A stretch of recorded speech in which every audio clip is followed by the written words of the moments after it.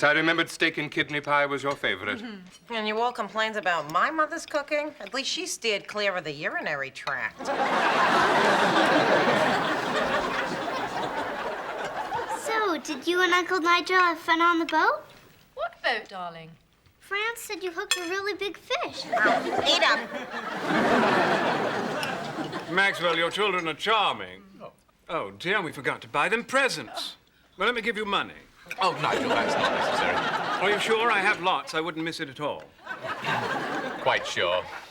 Excuse me, Dad, but I believe he was talking to us. Right, and don't be greedy. God will punish you.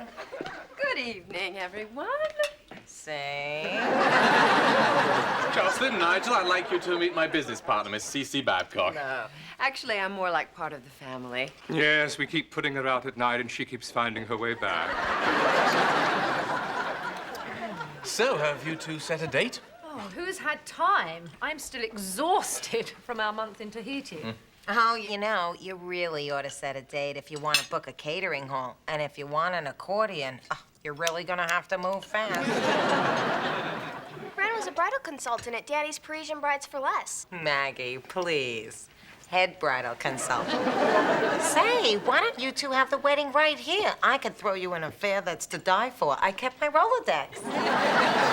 It's fine, that's a splendid idea. I can just see the wedding pictures now. The Duke and Duchess of Salisbury at opposite ends of a 10-foot hero.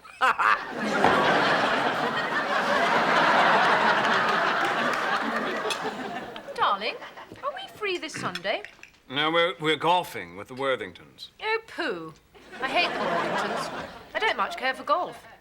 Then let's get married. It's a perfect excuse. Okay. But let's keep it simple. Smart. I always say, put the money towards the castle. Then it's settled. We'll get married this Sunday. Pass the salt. I'm so happy for both of you. Oh, mazel tov. That's pip-pip in Yiddish. I'm telling you, Niles, I get a strange vibe from this whole marriage. Bridal consultant's intuition? The last time I did a wedding with this level of excitement involved my cleaning girl and a green card. And even she requested Guantanamera. Oh, mark my words. Jocelyn don't love the Duke. Well, British women are not known for displaying their passion. Believe me, I've been there.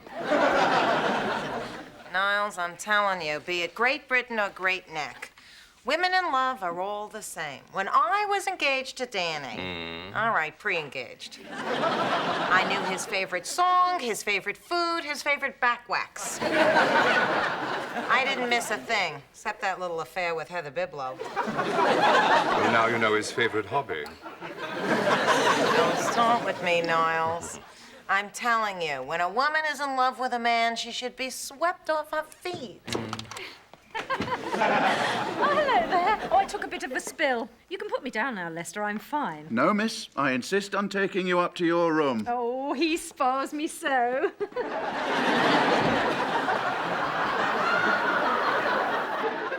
Well, I got the song. Baby, you could drive my car.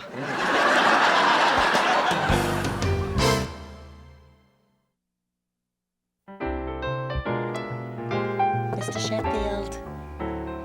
Mr. Sheffield, are you up? Mr. Sheffield, it's me. What is it? You couldn't sleep either, huh? Miss Fine. Oh, look, I never pictured you in pajamas like that. Not that I pictured you without pajamas, although I could. I've seen you naked. Should I start again? No, let's forge ahead, shall we? I think you should call off the wedding, because your sister doesn't love the Duke. She's in love with her chauffeur. Jocelyn and Lester? Mm-hmm. Oh, my God, when did she tell you this? Oh, she has no idea. Only you know, and I know. Even he don't know. Let me get this straight. My sister should not marry the Duke because she's in love with the chauffeur. Right. But she doesn't know it. Nope. Oh, well, then, by all means, let's convince her. Oh, let's wake up the whole house. We'll insist that she dump the Duke and all he has to offer and run off with her penniless driver. Oh, I knew you'd understand. Right, we could talk about it in the morning. Come on, Gracie, move it along. Grace, there's been a change of plans. You're taking Frank Bradley Jr. to the park. Forget it. We're going to the park by ourselves. I forbid it. Forbid? Is that the F word I hear? That's the F word? What's the big deal? Who's the nanny here anyway? I was there when this child was born. Where were you? In high school. Ladies, isn't there a more grown-up way to settle your differences? I'm thinking mud wrestling. Actually, there is a more grown-up way. I'm telling Maxwell on you. Not if I get there first. Frightened blocker! Well, of course, we'd love to have Mayor Giuliani there opening night. But please ask him to leave his son at home.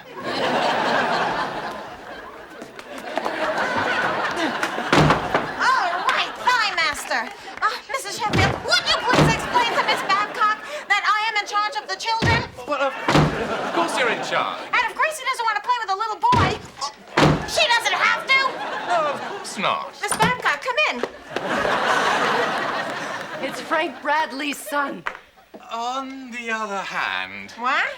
Well, it might be good for Grace to play with him. But she doesn't like him. Well, how does she know she doesn't like him if she doesn't spend any time with him? Oh, that's good. Yeah, it's important for Grace to learn how to get along with all kinds of different people, even people she doesn't particularly care for. Too bad we didn't have this conversation out in the garden. The plants would have loved the fertilizer.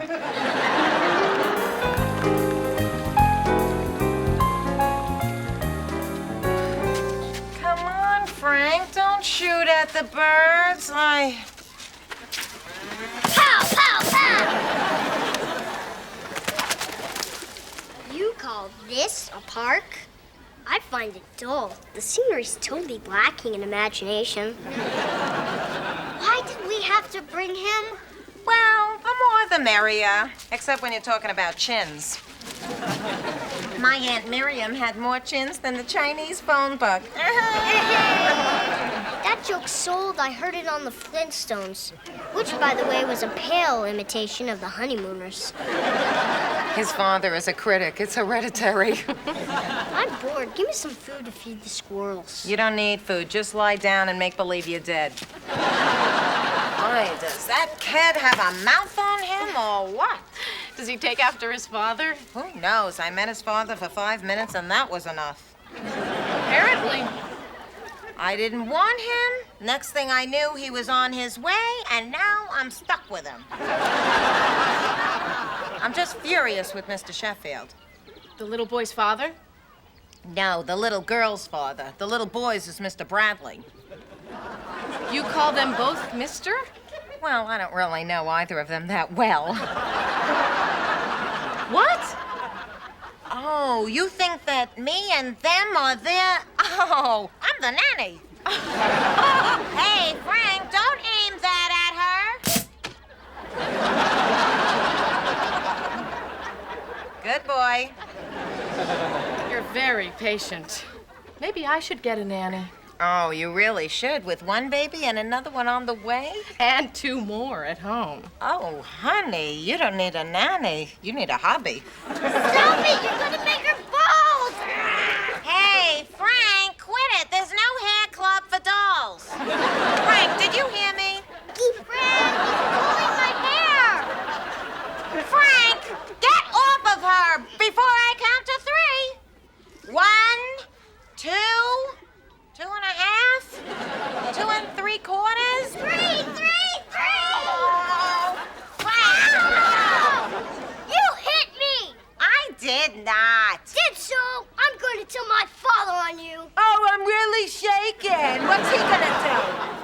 I hear your boss has a new play coming up.